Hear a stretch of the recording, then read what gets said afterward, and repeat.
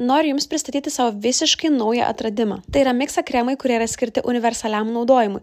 Tinka tiek veidui, kūnui ir rankoms. Kadangi atvėsus orams mano oda tampa labai sausa ir šiurkšti, visada ieškau kažkokių priemonių, kurios galėtų tą problemą išspręsti. Ir šįkart mane išgelbėjo miksa Sika Aurea body kremas, kuris ir yra skirtas sausos ir šiurkščios odos atkūrimui. Tad jūs pasižiūrėkit, mano kojos iš tikrųjų yra gana sausos ir atrodo net kartais yra praradusios spalvą nuo sausumo, tampa tiesiog tokias baltesnės.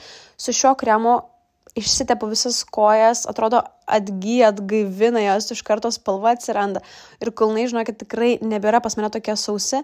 Net kartais prieš miegą užsitepu žymiai storesnį sluoksnį, kad būtų kaip kaukė kojoms. Ir čia net nuo apšvietimo matosi, kad viena koja buvo ištepta kremu, iš karto spalva tapo gyvybingesnė, nebe tokia sausa. Ir taip pat turi tą pačią problemą alkūnių srityse, jos pas mane labai mėgsta išsausėti ir kartais būna netgi labai šiurkščios.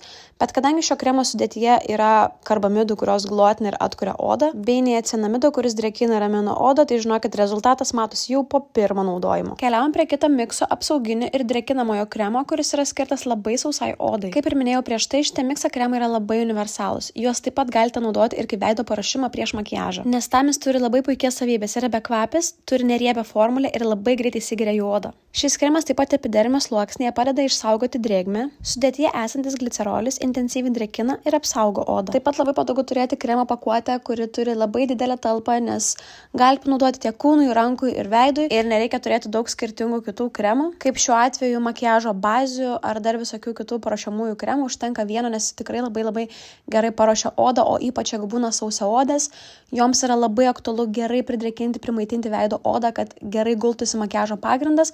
O kartais tokių bazų neužtenka, bet šis kremas tikrai, žinokit, veikia, labai gražiai atrodo oda ir makiažo pagrindas tiesiog slysta. Taip pat pasitaiko tokių atvejų, kai yra naudojamas per daug riebus kremas, nepalaukiama, kol jisai susigers ir taip makiažo pagrindas susirutulioja ir nedraugauja visiškai su kremu.